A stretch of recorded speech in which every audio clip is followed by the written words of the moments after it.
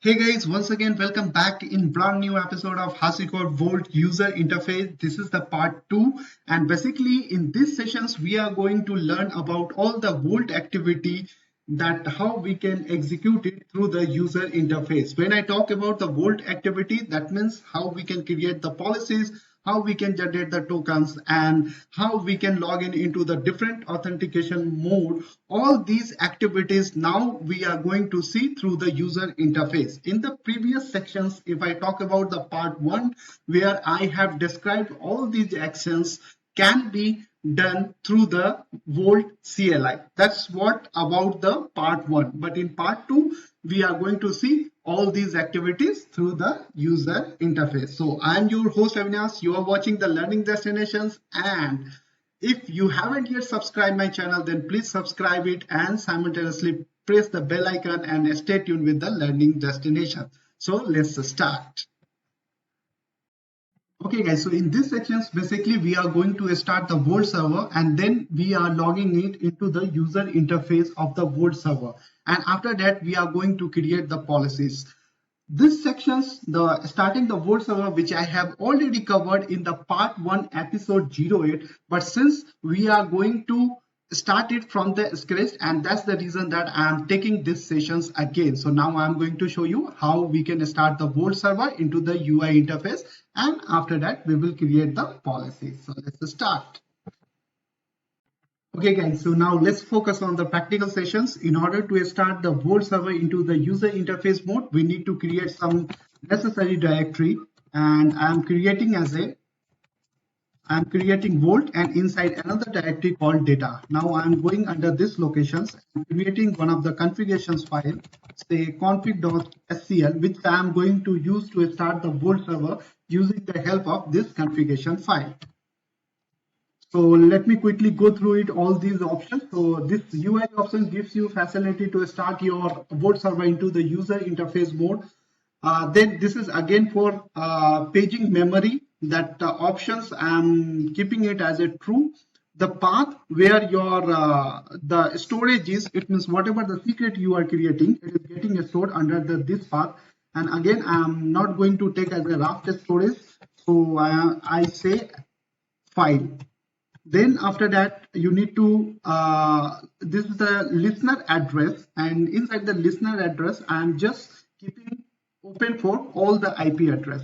Okay, then this particular API address I'm also keeping for all the IP address. I'm allowing all the IP address. However, if you are using particular load balancers, then you can put here the load balancer DNS name or the IP address. And if you are using particular EC2 or your instance is running on your on-prem or like public cloud, you can put specifically IP address here. Then again, I do not recommend that your TCP TLS should be disabled in production. So whenever you are whenever you are doing configurations of your Volt server inside the productions, I highly do not enable these particular options. You make it false. So it means that your TLS should be enabled, not disabled. Okay, so now let's start the server. So the command is pretty simple, Volt server, and then you need to give config equal, and then you need to give your file name config.scl. Let's start the server. So you can see that the server has been started now. Now we can access it on the port 8200. So let's start it. So this is my particular Volt server. This Volt server is running on my one of the EC2 instance, and this is the public IP. I copy it and I say, and then I enable it on 8200, right? So those who doesn't know about the key shares and key threshold value, what does it meaning? So they can go through my first playlist, HashiCorp Volt CLI, where I have explained pretty well about all these things, and you can cover it in the episode number, I guess 8.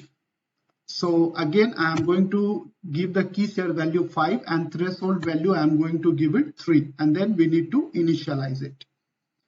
Okay, now you need to download these keys first and say continue to unseal. So as you know that the by default, whenever you start the Vault server, it is under the sealed status. So if I check right now, you can see on my screen, it is under the sealed status, right? So what we need to do, we need to unseal it. Okay. So we need to use these keys one by one. And the maximum threshold value is the 3. That means we need to use 3 keys to unseal this Vault server.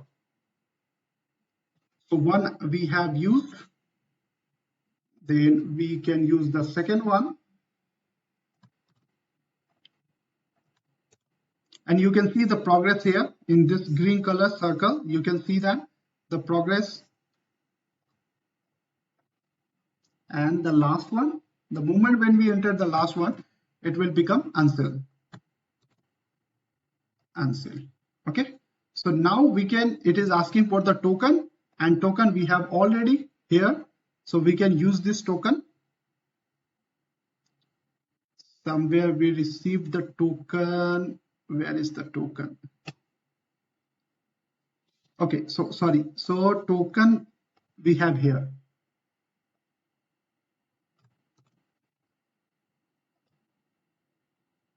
Let's put the value of the token here.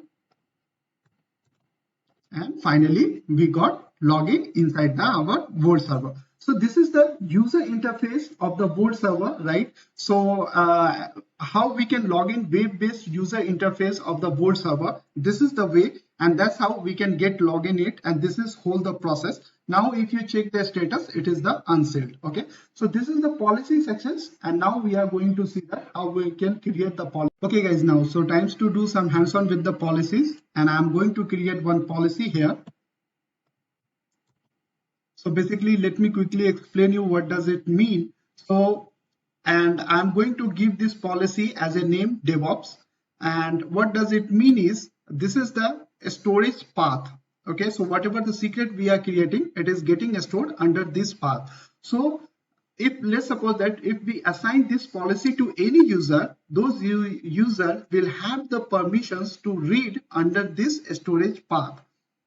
And the same way, those user will have permission to only the read permissions under this particular path, DevOps mount. So let's create the policy. So now you can see that the policy has been successfully created. You can see here the message, right? And the same we can see here, the policy, DevOps policy is successfully created. Now we are going to see that how we can modify the policy. Okay, so now let's suppose that you need to modify this policy. You need to add some additional permissions here. So how you can do it? So you need to select this. You need to highlight this policy. And from here, you need to say edit. Then after that, you can write additional resources here.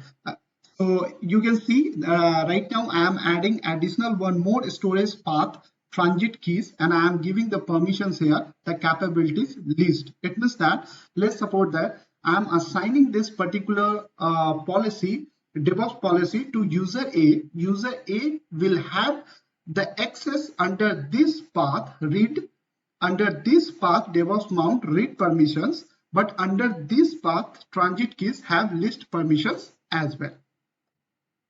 Right, so you can see the message I have successfully edited, and I have successfully added the additional requirement as well inside the policy. So this is the way that you can create the policies inside your Vault server using the user interface, and you can modify the policy.